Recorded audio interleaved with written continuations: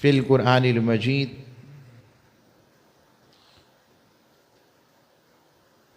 اذ تسعدون ولا تلوون على احد والرسول يدعوكم في اخراكم من بعد الغم أمنة نعاسا يغشى طائفة منكم وطائفة قد أهمتهم أنفسهم يظنون بالله غير الحق ظن الجاهلية وإلى آخر الآية. صدق الله مولانا العظيم وصدق رسوله النبي الأمين الكريم. اللہ رب العزت کا بے پایا لطف و کرم اور احسان ہے جس کی توفیق و رحمت سے جمعۃ المبارک کی ان گھڑیوں کے اندر ہمیں آنے کی توفیق عطا ہوئی ہے، اور ہم لوگ غزوہ احد کا تذکرہ کر رہے تھے، اور غزوہ احد اور اس کے ساتھ شان حضرت امیر حمزہ رضی اللہ تعالیٰ عنہ اور آپ کی شہادت کا عظیم واقعہ، جو عم رسول بھی ہیں اور اخی رسول بھی ہیں. آپ کہیں گے یہ کیا کہہ رہے ہیں؟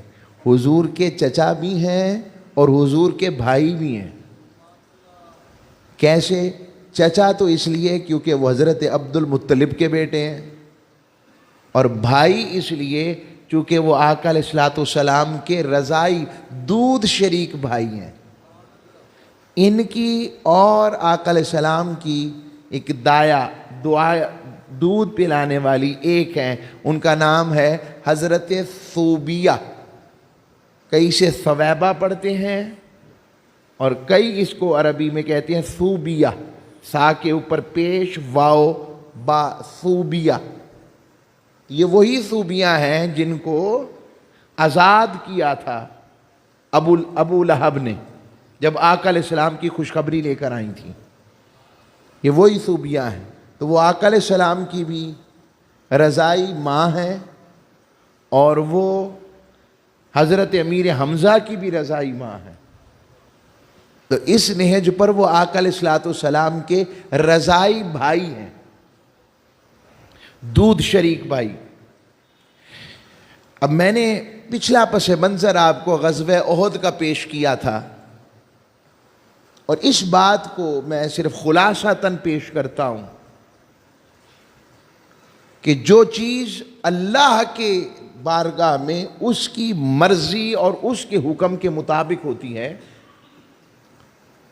تو پھر جب وہ کسی چیز کو معاف کر دے، چھوڑ دے، اور معافی کے بعد بھی ان کے شان و رحمت پر صحابہ کی شان میں گفتگو کو بیان کرو. میں نے وجہ بتائی تھی کہ کچھ صحابہ نے تلواریں کیوں چھوڑی تھیں اور کچھ صحابہ نے اپنی جانیں کیوں دی تھیں، اور اللہ کریم نے پھر حکم نازل کر دیا تھا وَلَقَدْ عَفَا عَنْكُمْ، کہ تاکہ وہ تمہیں آزمائے، بعد ازاں اس نے تمہیں معاف کر دیا.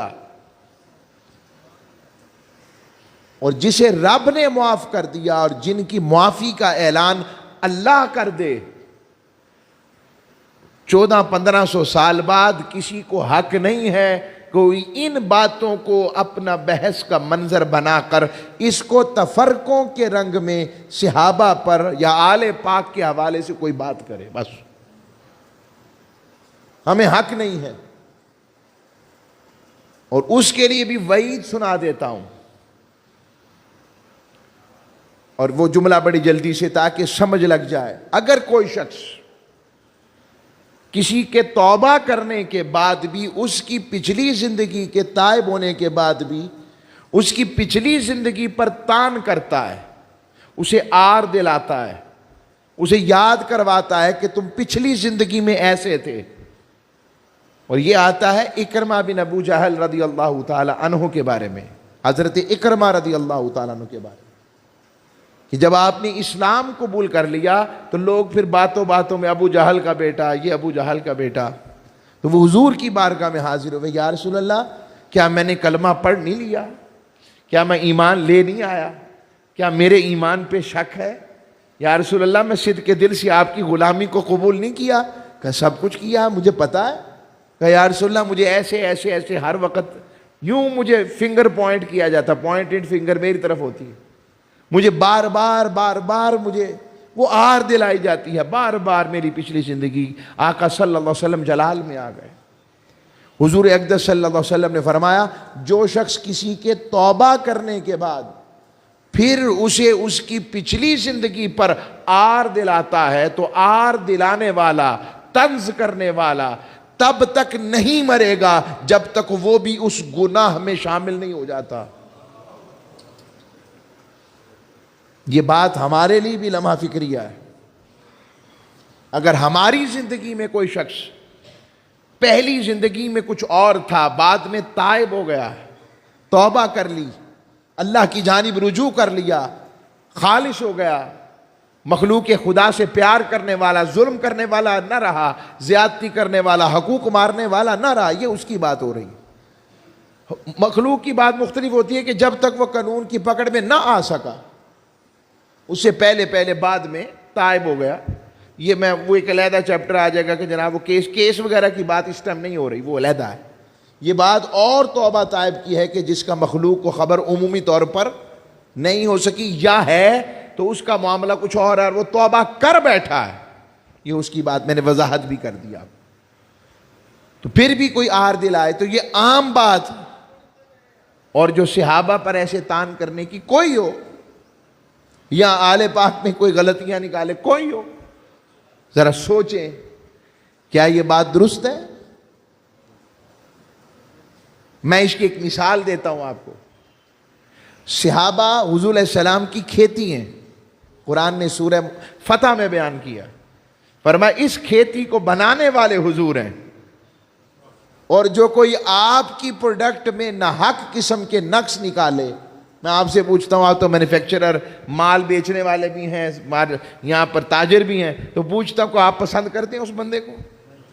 اور وہ نقص نہ بھی ہو، بات یہ ہے یہاں تو ہو تو نہیں مانتے، تو اگر ہو ہی نہ، اور صحابہ کس کی پروڈکٹ ہیں؟ تو جب ہم تان کرتے ہیں تو وہ اصل میں کس پر تان جاتا ہے؟ یہ کیوں نہیں غور کرتے ہم؟ یہی آل پاک کی بھی اسی طرح بات ہے۔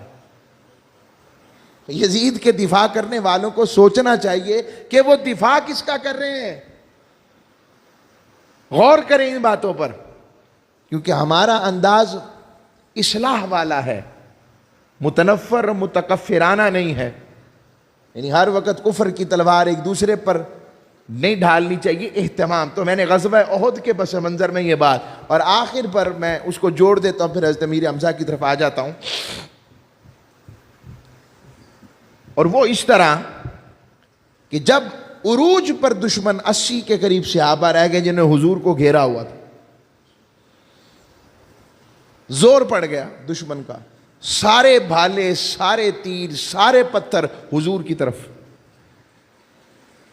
حضور علیہ الصلوۃ والسلام کے دہن اقدس، وہ دہن جس سے قرآن ہمیں ملا، جس دہن کی بات رب کرتا ہے، آزمائش دیکھیں اللہ کریم کے حبیب کے دہن اقدس کے، آپ کے منہ مبارک پر پتھر مارنے کی جسارت ہوئی کہ آقا علیہ السلام کے دندان مبارک کا کونا شہید ہو گیا، کونا شہید ہو گیا۔ اب یہ دندان کا کونا شہید ہوا، آقا علیہ السلام کے رخسار مبارک میں خود، جو اس وقت کے جنگی لباس میں ہیلمٹ تھا جو اس دور کا، اس کی کڑیاں ایسے زنجیریں تھیں، وہ آقا علیہ السلام کے رخسار مبارک میں دھس گئیں۔ حضرت ابو عبیدہ بن جراح، آپ اپنی دانتوں سے اتنا اندر گھس گئیں کہ دانتوں سے اسے نکالا اور ان کے 2 دانت ٹوٹ گئے۔ حضور علیہ السلام پر غشی کی کیفیت آئی۔ سیدہ کائنات، طیبہ کائنات، سیدہ فاطمہ زہرا سلام اللہ علیہا رضی اللہ تعالی اپنے بابا جان کی فرسٹ ایڈ کرتی رہی۔ چٹائی کا، وہ جو کھجور کی چٹائی کو جلا کر اس کو اینٹی بائیوٹک بنایا اور اس کو لگایا۔ اور جو حضور کی ڈھال تھی اس کے میں پانی لے کر آئے کہ آقا علیہ السلام کے زخم مبارک کو دھویا جائے. یہ میں منظر بتا رہا ہوں آپ. یہ کیوں ہوا؟ حضور چاہتے تو سب کچھ اشارتاً معجزتاً قتل ایک کافر نہ رہتا. بتایا جا رہا ہے کہ ساری چیزیں اعجاز و کرامت سے نہیں ہوتی. امت محمدیہ اس کے لیے میدان عمل میں کھڑا ہونا پڑتا ہے، پھر بات بنتی ہے. اب عرض کر رہا ہوں تو تاجدار کائنات صلی اللہ علیہ وسلم اس وقت بھی دعا کر رہے ہیں کہ مولا یہ کیسے لوگ ہیں جو اپنے نبی کو نہیں پہچان رہے. حضور اب بھی بد دعا نہیں فرما رہے ان کے لیے. یہ آقا علیہ السلام کا خلق ہے کہ رب نے بنایا ہی ایسا ہے، اپنے مصطفیٰ کریم بنایا ہی ایسا ہے. اور اس دوران آتا ہے کہ حضور کے ایک صحابی جن کا میں نے تذکرہ پچھلی نشست میں کیا، حضرت ابو دجانہ،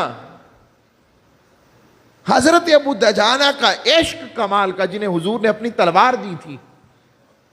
تو حضرت ابو دجانہ نے کیا کیا کہ جب پتھر آ رہے تھے، اب کوئی چیز ڈھال نہیں تھی پاس، اب ایک کام کیا، اپنی پشت کفار کی طرف کر لی اور چہرہ مصطفیٰ کی طرف کر لیا اور ایسے ڈال بن کر کھڑے ہو گئے. اب حضور کو تکتے جاتے تھے، تیر پہ تیر کھاتے جاتے تھے، جتنے بھالے، جتنے تیر، جتنے زخم، اور 70 سے زائد زخم تھے ان کی پشت پر. آپ انسانی جسم کو تیر کو لگا لیں کہ لوہا کتنا ہوگا، 70 زخم لگے ہوں، اور وہ کھڑا اور کمر کے اوپر کیا حالت ہڈیوں کی، اور وہ سارے انسانی جسم ہے، کتنا کو فولاد ہوگا، اور اس میں 70 جگہ پر فولاد گھس گیا ہے. اور وہ آقا علیہ السلام کو تکتے جا رہے ہیں بس، اور تیر پہ تیر کھاتے جا رہے ہیں. اور کہتے ہیں شے کی طرح کا آپ کا کمر، ایسے جیسے شے نہیں ہوتی جس کے کانٹے ہوتے ہیں، ویسے آپ کی پشت لگ رہی تھی. اس طرح سے یار کو منایا ہے انہوں نے صحابہ نے. یہ عشق ہے ان کا.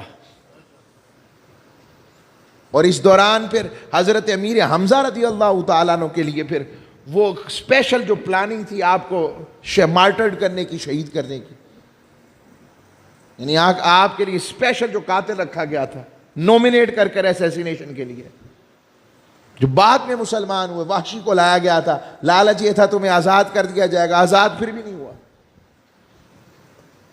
وہ ایک چھوٹے سے نیزہ تھا جو زہر میں بوجھا ہوا تھا، اور بندہ بڑا، وہ وحشی جو تھا بڑا کاریگر آدمی تھا، اس نے تاک کر نشانہ لیا چھپ کر، سامنے پھر بھی نہ آیا. حضرت امیر حمزہ کے سامنے آتا ببر شیر کے تو پتہ لگتا نا پوچھ سے کیا وار کیا.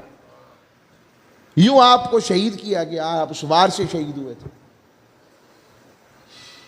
اور میں نے عرض کیا تھا مدینہ جب صحابہ پہنچے اسی حالت میں کہ جسموں سے زخم بہہ رہے ہیں، خون بہہ رہا ہے، اور حضور نے اعلان کیا کہ ابھی پھر حملے کا خدشہ ہے، نکلو. وہ کٹے ہوئے جسموں کے ساتھ پھر کھڑے ہو گئے. تب اللہ نے یہ بات فرمائی وَلَقَدْ عَفَا عَنْكُمْ، ہائے ہائے، ارے تمہارے اس عمل نے مجھے پھر راضی کر دیا، پچھلی معافی ہو گئی. یہ ان کی شان ہے، یہ ان کا مقام ہے. تو میں عرض یہ کر رہا ہوں، آگے بڑھتے ہیں اس سے. تو غزوہ احد کو آپ مکمل مسلمانوں کی شکست نہیں کہہ سکتے، ایک جزوی طور پر مسلمانوں. اس کی وجہ ایک ہی تھی، انہوں نے آقا علیہ السلام کے حکم کو مکمل طور پر بجا. بس آج بھی لگتا ہے امت مسلمہ پر احد طاری ہے. آج بھی ہم امت چاہتی ہے کہ یہ کھڑی ہو جائے تو یہ آقا کے فرمان اور آقا کی سیرت اور آقا کے کردار اور گنبد خضرا کی طرف پلٹ جائے. یہ فکر ہے ہمارے لیے، یہ فکر ہے ہمارے لیے، بطور ذات سے لے کر معاشرہ تک اور معاشرے سے لے کر اوپر والی سطح تک یہ امت تاجدار کائنات کی طرف پلٹ جائے اور حضور کا فرمان آج اپنی آنکھوں سے سچ ہوتا دیکھ رہے ہیں. جو حضور نے فرمایا تھا کہ اللہ کی قسم مجھے اس بات کا خوف نہیں کہ تم شرک میں مبتلا ہوگے، مجھے اس بات کا خوف ہے کہ تم دنیا میں مبتلا ہو جاؤ گے. اس وقت مفاد دنیا ہمیں عزیز آ رہا ہے یا دین کی حمیت اور دین عزیز ہے؟ سمجھے، خود غور کریں. بہرحال تو حضرت امیر حمزہ رضی اللہ تعالیٰ عنہ، آپ حضرت عبد المطلب کے بیٹے، حضور علیہ السلام کے چچا، مکہ میں پیدائش ہیں، اور آپ اپنی شجاعت میں اور دلیری میں آپ شیر کا شکار کرنے جایا کرتے تھے۔ ببر شیر آدمی تھا نا، تو شخصیات کو اللہ نے نوازا ہوتا، تو آپ شیر کا شکار کرتے تھے۔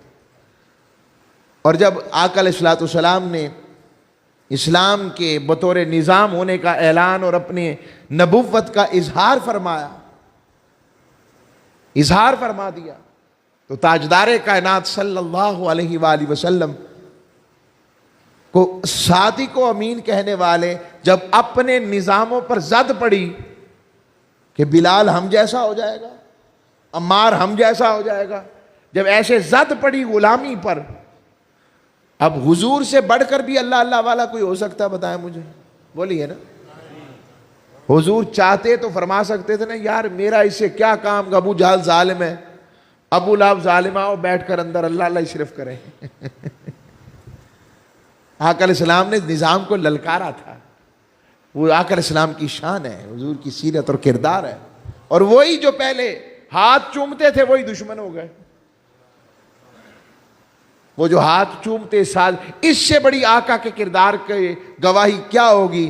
ہجرت مدینہ کر رہے ہیں اور انہی کافروں نے جنہوں نے گھیرا ڈالا ہوا ہے، ان کے اور ان کے رشتہ داروں کی امانت مصطفیٰ کے پاس ہے، اور مولا علی کو فرما رہے ہیں کہ یہ دے کر آ جانا۔ یہ کردار کی عظمت ہے، یہ آقا علیہ السلام کا کریکٹرسٹک جو ایک ہائیسنس، جسے آپ کہتے ہیں گلوریسنس ہے، عظمت ہے۔ تو آقا صلی اللہ علیہ وآلہ وسلم نے جب اعلان کیا، اور پھر حضور علیہ السلام نے مکہ شریف میں مسجد حرام میں نماز شروع کی، پھر یہ لوگ حضور کے دشمن ہو گئے، اور اسی میں ذکر آتا ہے کہ ایک روز ابو جہل نے جسارت کی آقا علیہ السلام کو زد و کوب کرنے کی۔ جملہ جسارت کہنا، کوشش کی، کر نہیں سکا۔ آقا علیہ السلام کے خلاف کچھ ایسی باتیں اور کلمے کہے جو آقا کی شان کے بالکل منافی تھے، کہ جو محبت والا سنتا اس کے تن بدن میں آگ لگ جاتی۔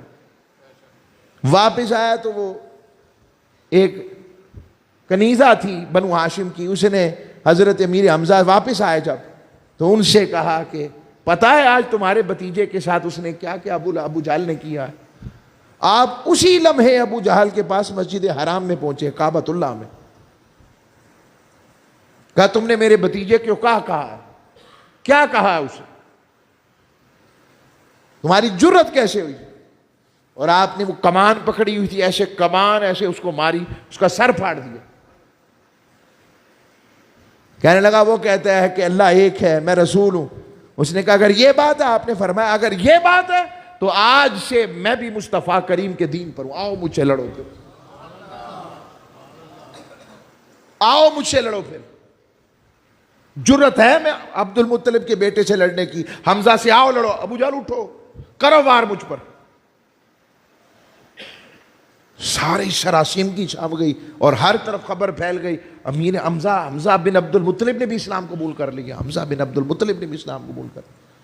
اور جب حضور کی بارگاہ میں پہنچے تو راستے میں سوچتے جا رہے ہیں کہ وہ تو میں نے جوش میں کہہ ہی دیا، تو واقعی اور حضور کی بارگاہ میں پہنچے اور کہا کہ میں نے آپ کا بدلہ لے لیا۔ تو حضور علیہ السلام نے فرمایا چچا جان، مجھ سے اس سے پیاری بات یہ تھی کہ آپ اسلام قبول کر لیں، بس یہ کہنا تھا تو اسلام قبول ہو گیا۔ وہاں تصدیق بھی ہو گئی، یہاں تمغہ بھی مل گیا قبولیت کا۔ اور یہاں ایک بات کہوں گا، حضرت امیر حمزہ نے تب پہلے جو ابو جہل کو مارا تھا وہ عمل کس وجہ سے کیا؟ دو وجہ سے۔ ایک آقا علیہ السلام کی قرابت کی وجہ سے حضور کا دفاع کیا، سبحان اللہ، آقا کی عزت کو اور حضور کی ذات کا دفاع کیا اور حضور کی بارگاہ کا ادب کیا۔ رب نے فرمایا حمزہ تو نے میرے محبوب کا ادب کیا ہے تو میں تجھے اپنی قربت کیوں نہ دوں۔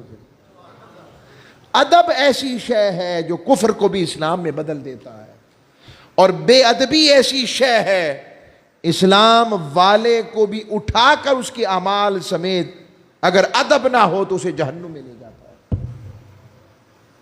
یہ میں آپ کو پتے کی بات عرض کر رہا ہوں. ادب ایسی شے ہے, اشارہ دے دیتا ہوں, میں نے اس کا نقطہ بیان کیا ہوا. فرعون کے دور میں جب حضرت موسیٰ نے اعلان حق کیا, اپنی نبوت کا اعلان کیا, تو 70,000 جادوگر تھے حضرت موسیٰ کے مقابلے میں. 70,000.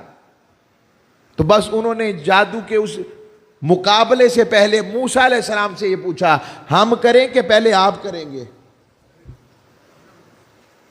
اور موسیٰ علیہ السلام نے کہا نہیں آپ کرو. وہ 70,000 جو رسیاں تھیں وہ سانپ بن گئیں, اور اللہ کے حکم سے حضرت موسیٰ علیہ السلام کا جو عصا تھا وہ اژدہا بن گیا, نیچے گرایا, وہ ساری رسیاں کھا گیا.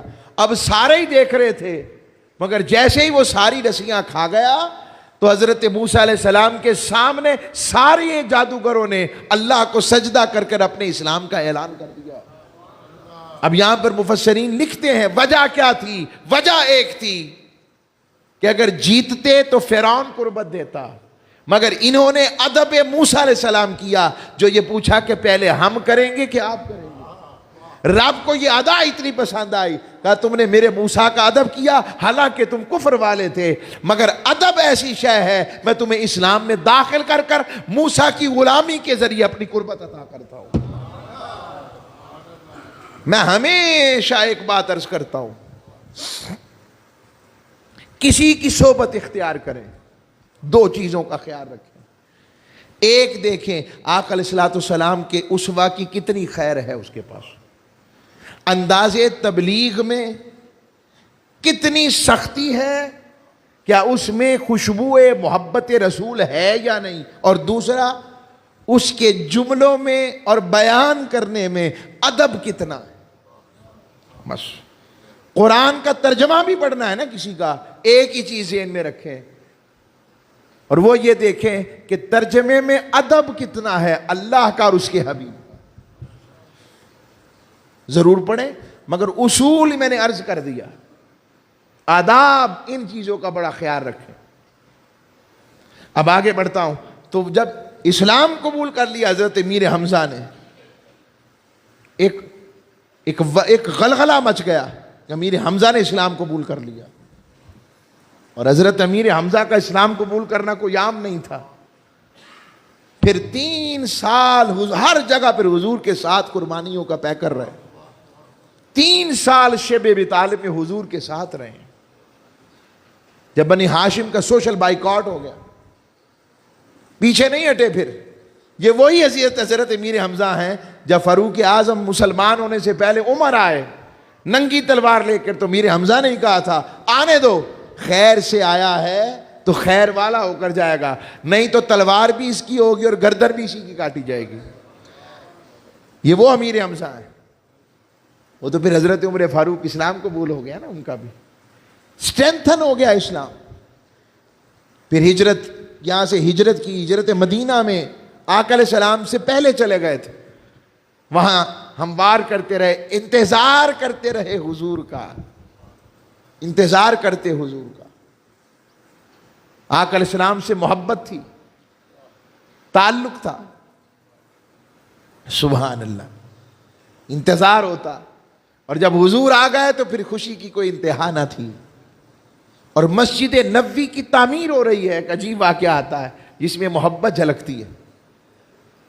مسجد نبوی کی تعمیر ہو رہی ہے, اور آقا علیہ الصلوۃ والسلام خود اپنے کندھوں پر اینٹیں سوار, مٹی کی اینٹیں بنا کر, بڑے بڑے بلاکس حضور اپنے کندھوں پر لا رہے ہیں.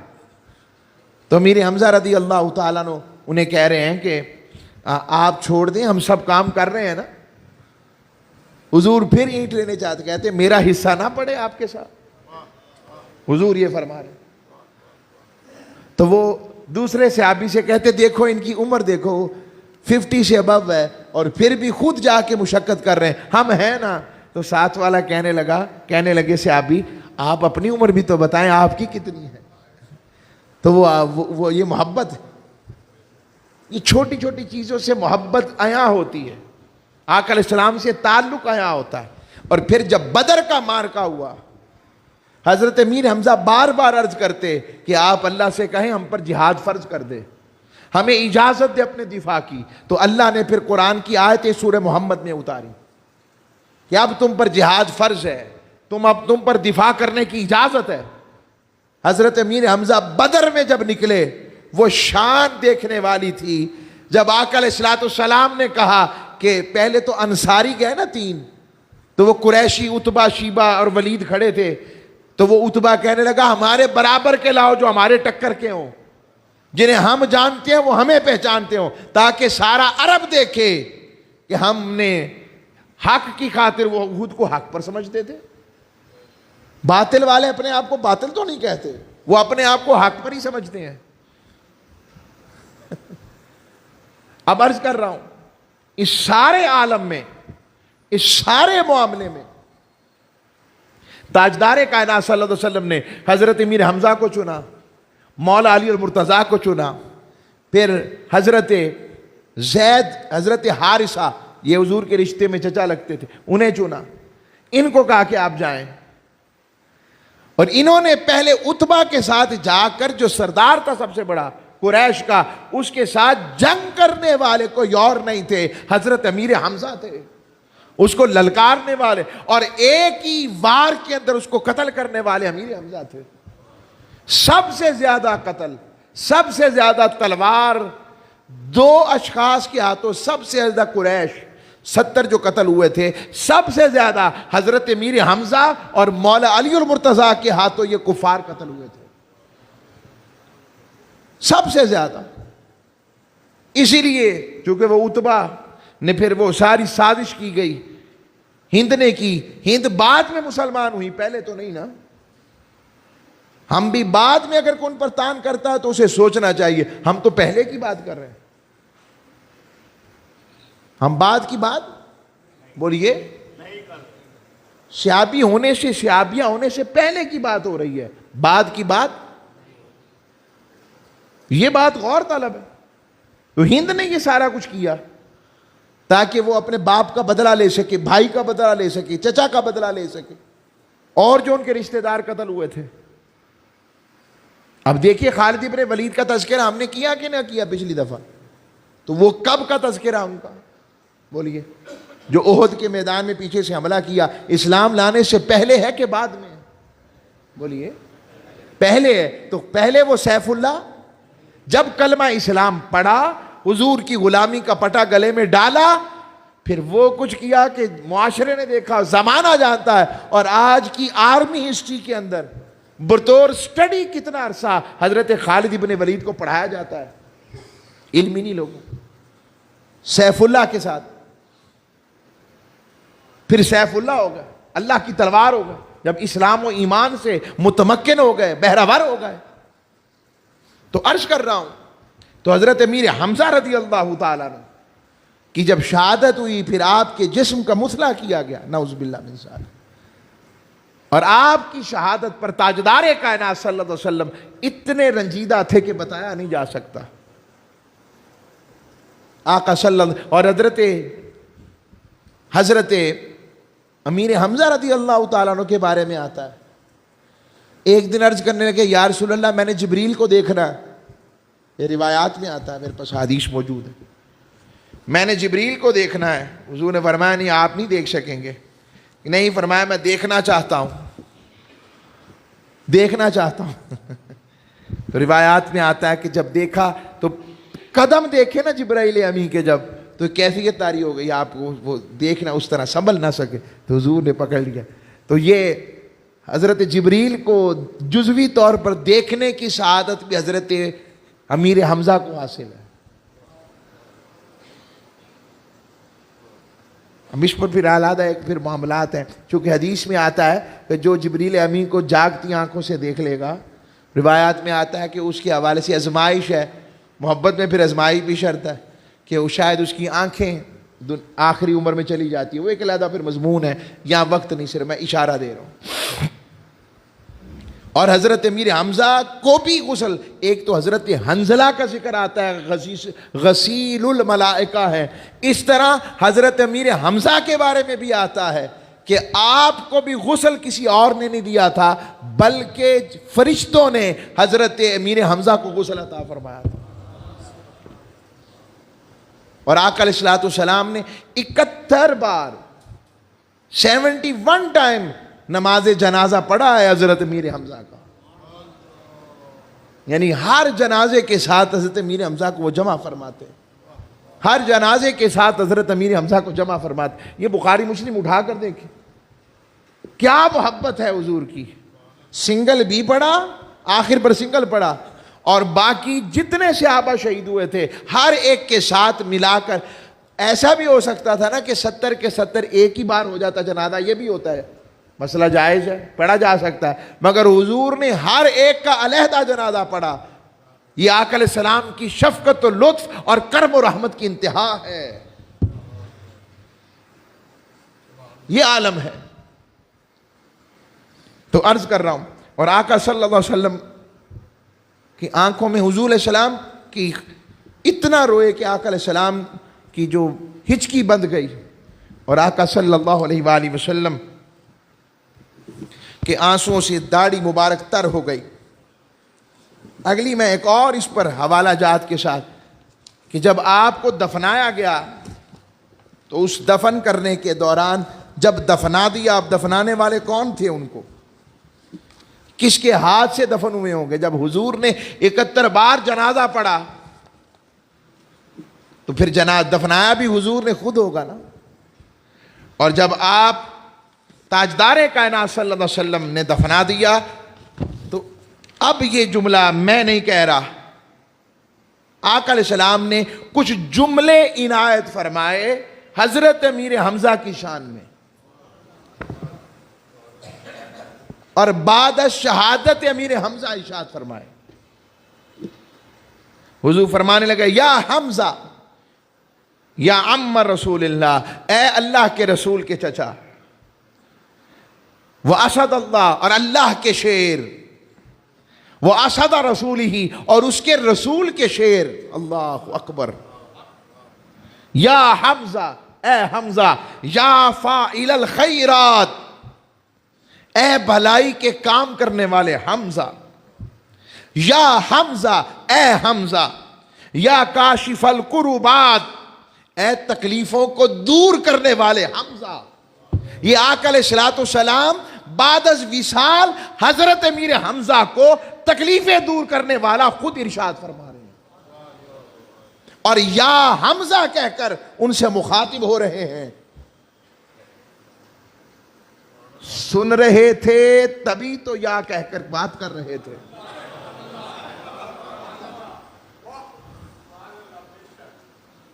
اب کسی کے ذہن میں سوال آ سکتا ہے, ایک سوال ہے, قرآن میں تو آیا ہے اللہ کے محبوب علیہ السلام پر اترنے والے کلام میں رب نے فرمایا لا تسمع الموتى, محبوب آپ مردوں کو نہیں سنا سکتے. اور یہاں حدیث آ رہی ہے کہ حضور ان کی قبر پر کھڑے ہو کر بیان کر رہے ہیں. فرق کیا ہے؟ بڑا فرق ہے. میرا سوال ہے, آیت کو صرف پڑھ کر نہیں, اس کا بیک گراؤنڈ بھی جانا کرے. یہ آیت آئی کس کے لیے ہے, اس کا پس منظر کیا ہے؟ لا تسمع الموتى جب کہا رب نے, تو کیا تاجدار کائنات کی ڈیوٹی یہ تھی کہ وہ قبرستان جا کے تبلیغ کریں قبر والوں کو؟ کافروں کے قبرستان چلے جائیں اور کہیں قبر والوں مجھ پر ایمان لاؤ, میری نبوت کا اقرار کرو. کیا یہ ڈیوٹی تھی حضور کی؟ نہیں. تو پھر لا تسمع الموتى کنہیں رب مردہ کہہ رہا ہے؟ یہ رب ابو جہل جیسوں کو مردہ کہہ رہا ہے جو زندہ ہیں مگر مردہ ہیں.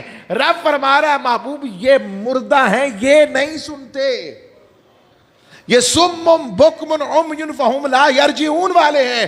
اس دور میں کون سا حضرت شیخ عبد القادر کا مزار تھا؟ اس دور میں کون سا حضرت علی اجمیری کا مزار تھا؟ اس دور میں کون سا خواجہ معین الدین چشتی اجمیری کا مزار تھا؟ کون سے مزارات تھے؟ نہیں تھے. تو اس کا تعلق اسلام والوں سے کیا ہو گیا؟ یہ تو رب کفر والوں کے لیے بات کر رہا ہے. ایسے تو قرآن میں رب نے کہا ہے وَلَا تُصَلِّ عَلَىٰ أَحَدٍ مِّنْهُمْ مَاتَ أَبَدًا, حبیب یہ جو منافق ہے یہ جب مر جائے تو آپ نے ان کی نماز جنازہ آئندہ نہیں پڑھانی، منہم ماتا ابدا، یہ ہمیشہ ہمیشہ کے لیے مر گئے ہیں۔ اور ایمان والوں کی بات آئی تو رب نے فرمایا سن لو، لقد خلقنا الانسان فی احسن تقویم، کہ میں نے انسان کو احسن تقویم پر بنایا، ثم رددناہ اسفل سافلین، پھر میں نے اسے نیچے نیچے نیچے گرا دیا۔ کہا اب ان گروہ میں اوپر کون ہے؟ فرمایا الا الذین آمنوا وعملوا الصالحات، ارے اوپر والے وہ ہو گئے جو ایمان لے آئے اور عمل صالح والے ہو گئے۔ اور آگے فرمایا فَلَهُمْ أَجْرٌ غَيْرُ مَمْنُونَ، ان کا اجر ختم نہیں ہوگا۔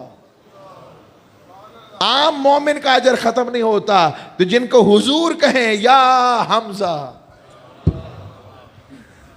یا کاشف الکربات، اے تکلیفوں کو دور کرنے والے، تو رب کے محبوب سمجھ کر، رب کا پیارا سمجھ کر، مقرب سمجھ کر کسی کو لقب دینے سے کبھی بھی اگر الوہیت کے سوا کوئی معنی دیا جا سکے، لقب دیا جائے تو حرج نہیں ہے۔ میں یہ کہنا چاہتا ہوں، آقا فرما رہے ہیں یا کاشف الکربات، اے تکلیفوں کو دور کرنے والے، یا ذاب عن وجہ رسول اللہ، ہائے ہائے ہائے، اے اللہ کے رسول کے چہرے کی حفاظت کرنے والے، ہائے ہائے ہائے ہائے، یہ جملہ بہت پیارا حضور فرما رہے ہیں۔ آپ بھی جب مدینے جائیں آمین کہا کریں جلدی سے، جو ہو آئے پھر جایا کریں، مدینے جانے کی طلب کبھی نہیں چھوڑنی، حضور سے ملاقات کی طلب کبھی نہیں چھوڑنی۔ مدینے جب جائیں حضرت امیر حمزہ کے مزار پہ جا کر یہ اردو میں یاد کر لیں، اے رسول کے چچا، اے اللہ کے شیر، اے رسول کے شیر، اے خیر کرنے والے، اے تکلیفوں کو دور کرنے والے، اے اللہ کے رسول کے چہرے کی حفاظت کرنے والے۔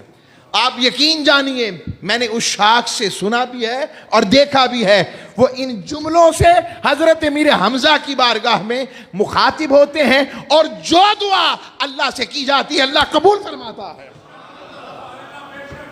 اللہ قبول فرماتا ہے۔ حضرت امیر حمزہ دائمی گورنر ہیں آج بھی، اور قیامت تک کے مدینے کے روحانی گورنر حضرت امیر حمزہ ہیں۔ اللہ ہم سب کو ان کے ساتھ جڑنے والا رکھے۔ وما علیہ الا البلاغ۔